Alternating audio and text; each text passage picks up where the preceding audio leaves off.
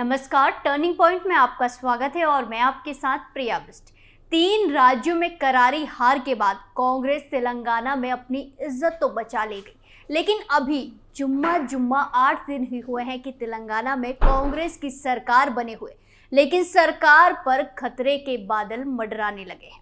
क्योंकि जोश में कांग्रेस ने ऐसे वादे कर दिए हैं तेलंगाना की जनता से, जिन्हें अगर वो पूरा नहीं करती है तो जनता उनके खिलाफ हो जाएगी, और अगर पूरा करती है तो सरकार का खजाना ही खाली हो जाएगा। अब कांग्रेस धर्म संकट में फंस चुकी है कि आखिर वो करे तो करे क्या कुछ है पूरा मामला, और कैसे कांग्रेस अपनी ही बिछाए हुए जाल में बुरी तरीके से फंस गई है। आपको हमारे खास शो में सब कुछ पॉइंट टू पॉइंट बताते हैं। तेलंगाना में खतरे में कांग्रेस की सरकार, जनता से किए वादे कैसे पूरे करेगी सरकार? कांग्रेस की गारंटी से दिवालिया होगा तेलंगाना में भी गिरेगी कांग्रेस की सरकार। तेलंगाना पहले ही भारी वित्तीय संकट में है। राज्य पर भारी कर्ज का बोझ है, भारी राजस्व व्यय है, भारी देनदारी है। केसीआर ने पहले ही मुफ्तखोरी से तेलंगाना को बर्बाद कर दिया था, और अब कांग्रेस की नई मुफ्तखोरी तेलंगाना की वित्तीय स्थिति के लिए बहुत ज्यादा खतरनाक साबित हो सकती है। कांग्रेस ने तेलंगाना में जो गारंटी दी है, उन वादों को पूरा करने की लागत 2,56,00,000 रुपए हो सकती है, जबकि तेलंगाना का कुल बजट 2.77 करोड़ रुपए है। इस तरह देखा जाए तो तेलंगाना का कुल बजट मुफ्त की गारंटी को पूरा करने में ही खर्च हो जाएगा। इसके अतिरिक्त 2023-24 के बजट अनुमान के मुताबिक राज्य का बकाया कर्ज 3,57,069 करोड़ है, जो ग्रॉस स्टेट जीडीपी का 23.8% है। ऐसे में गारंटियों को पूरा करने के लिए विश्व बैंक IMF से भी भारी कर्ज लेना होगा। ईंधन शुल्क, कॉरपोरेट बिजली दर में वृद्धि करनी होगी और विकास का कोई काम नहीं हो सकेगा। कर्नाटक में कांग्रेस की सरकार बनते ही मंत्री DK शिव कुमार ने कहा था, गारंटी पूरा करने की वजह से 1 साल विकास के कम नहीं हो पाएंगे। ऐसे में पूरी संभावना है परिवारवादी और भ्रष्टाचार की पोषक कांग्रेस की सरकार में तेलंगाना दिवालिया हो जाए तो कोई आश्चर्य की बात नहीं होगी। कर्ज में दबे तेलंगाना में कांग्रेस के लिए गारंटी को पूरा करना चुनौती। तेलंगाना प्रदेश कांग्रेस कमेटी के अध्यक्ष रेवंत रेड्डी ने राज्य के मुख्यमंत्री के रूप में शपथ ले ली है। अब उनके सामने मुख्यमंत्री के तौर पर कई तरह की चुनौतियां हैं। सबसे पहले उन्हें उन 6 गारंटियों को लागू करना है जो कि कांग्रेस के नेताओं ने तेलंगाना चुनाव प्रचार और अपने मैनिफेस्टो में ऐलान किया था। सरकार को कांग्रेस पार्टी की तरफ से किए गए 6 गारंटी को पूरा करने के लिए आवश्यक धन जुटाना होगा। राज्य के सामने आने वाली वित्तीय परेशानियां और कर्ज का बोझ आगे की चुनौतियों को और बढ़ाने का काम करेगा। अभी देखना है कि नई सरकार इन बाधाओं को कैसे दूर करेगी और आने वाले दिनों में अपने वादे को पूरा करने की दिशा में कैसे काम करेगी। तेलंगाना में सरकार बनते ही जनता के पैसे का दुरुपयोग चालू। कांग्रेस परिवारवाद और भ्रष्टाचार की पोषक पार्टी रही है। एक वीडियो सोशल मीडिया पर तेजी से वायरल हो रहा है, जिसको देखने के बाद आप भी समझ सकते हैं कि आखिर कांग्रेस की रणनीति क्या है। वीडियो में देखा जा सकता है कि इस काफिले में शामिल व्यक्ति मुख्यमंत्री रेवंत रेड्डी के भाई कोंडल रेड्डी हैं। उनके पास कोई आधिकारिक पद नहीं है, फिर इन्हें किस आधार पर पुलिस एस्कॉर्ट मुहैया कराई गई है? क्या यह जनता के पैसे का दुरुपयोग नहीं है? पीएम मोदी सही कहते हैं, परिवारवाद कांग्रेस के खून में ही है। सोशल तमाशा की एक तरफ से इस वीडियो को ट्वीट करते हुए लिखा गया है कि इस काफिले में शामिल व्यक्ति मुख्यमंत्री रेवंत रेड्डी के भाई कोंडल रेड्डी हैं। उनके पास कोई आधिकारिक पद नहीं है, फिर इन्हें किस आधार पर पुलिस एस्कॉर्ट मुहैया कराई गई है? क्या यह जनता के पैसे का दुरुपयोग नहीं है? पीएम मोदी सही कहते हैं, परिवारवाद कांग्रेस के खून में है। केवल मुख्यमंत्री के भाई होने के नाते सुरक्षा देना गलत। तेलंगाना के सीएम रेवंत रेड्डी के भाई के लिए पुलिस काफिले पर बीजेपी नेता T राजा सिंह का कहना है कि ये गलत है, क्योंकि उनके भाई ना तो विधायक हैं और ना ही सांसद। ये अवैध है। सभी पूर्व विधायकों की सुरक्षा हटा दी गई है। पूर्व सीएम केसीआर की सुरक्षा घटाकर Y+ कर दी गई है, किस आधार पर उनके भाई को सुरक्षा दी गई। अब कांग्रेस की उन गारंटियों की बात करें जिनकी वजह से कांग्रेस बुरी तरह फंस गई है। दरअसल अपनी 6 चुनौतियों में नए नवेले सीएम रेवंत रेड्डी बुरी तरीके से फंस गए हैं। दरअसल सीएम पद संभालते ही रेवंत रेड्डी पर 6 गारंटियों को लागू करने का दबाव बढ़ गया है, जो कि कांग्रेस के नेताओं ने तेलंगाना चुनाव प्रचार और अपने मैनिफेस्टो में ऐलान किया था। साथ ही अब विपक्ष ने भी 6 गारंटी पर कांग्रेस सीएम रेवंत रेड्डी को धूल चटा दी है।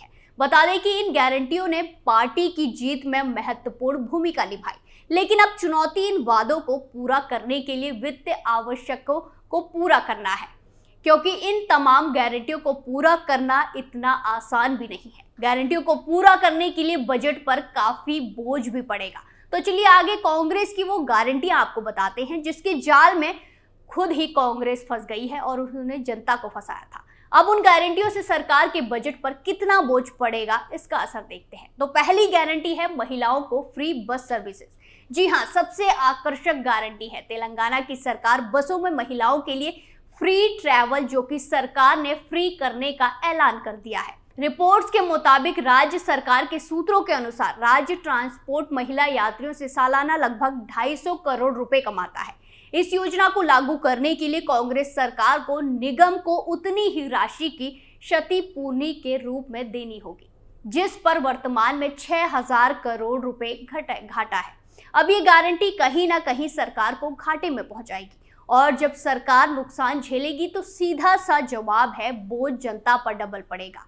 इतना तो फ्री का लाभ नहीं मिलेगा जितना और चीजों पर महंगाई बढ़ाकर लोगों से ही वसूल किया जाएगा। खैर, जनता जल्द बताएगी कि महिलाओं को कितना लाभ कांग्रेस की फ्री बस सर्विसेज का उन्हें मिल रहा है। इसके साथ ही कांग्रेस की अगली गारंटी है किसानों का कर्ज माफ करना।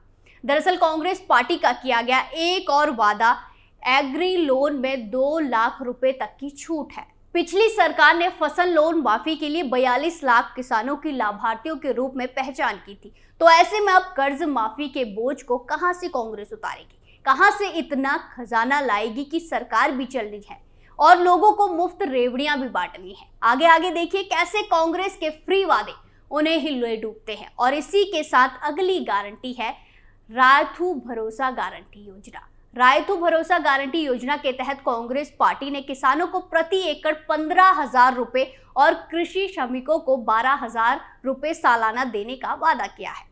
इसकी तुलना में पिछली सरकार की रायथू बंधु योजना किसानों को सालाना 10,000 रुपए देती थी। पिछले 5.5 सालों में पिछली सरकार ने रायथू बंधु के तहत 72,000 करोड़ रुपए बांटे हैं, जिससे 70 लाख किसानों को लाभ हुआ। हालांकि चुनाव आचार संहिता के कारण फ्रेश किस्त जारी नहीं की जा सकती।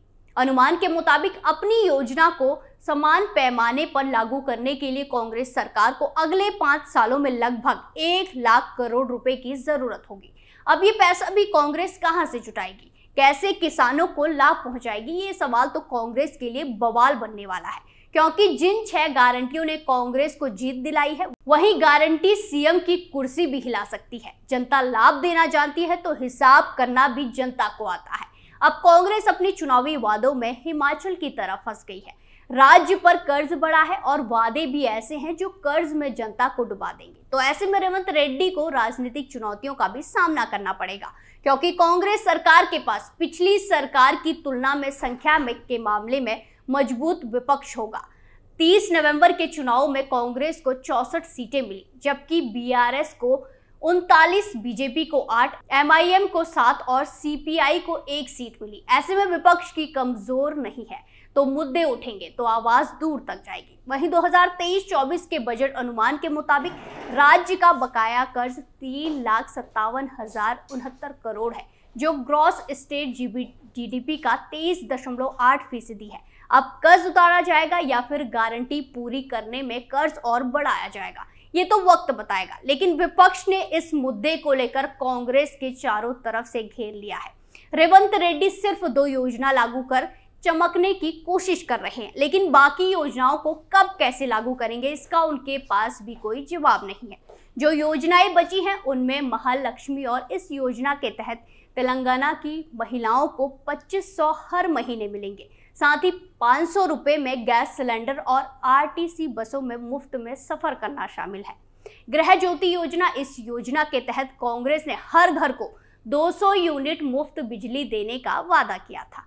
इंद्रम्मा इंदलू, इस योजना के तहत कांग्रेस का वादा है सभी तेलंगाना आंदोलन सैनिकों के लिए 250 वर्ग गज का प्लाट। जिन लोगों के पास अपना घर नहीं है उनके लिए मकान स्थल और 5 लाख। और आखिरी योजना है युवा विकासम। ये योजना राज्य के युवाओं के लिए है। इसमें शामिल है छात्रों के लिए 5 लाख का विद्या भरोसा कार्ड। प्रत्येक मंडल में तेलंगाना इंटरनेशनल स्कूल की स्थापना शामिल है। अब देखना होगा कि जो वादे कांग्रेस ने तेलंगाना की जनता से किए हैं उसे वो कैसे पूरा करती है। टर्निंग पॉइंट में फिलहाल के लिए इतना ही। बाकी तमाम खबरों के लिए देखते रहिए कैपिटल टीवी। नमस्कार।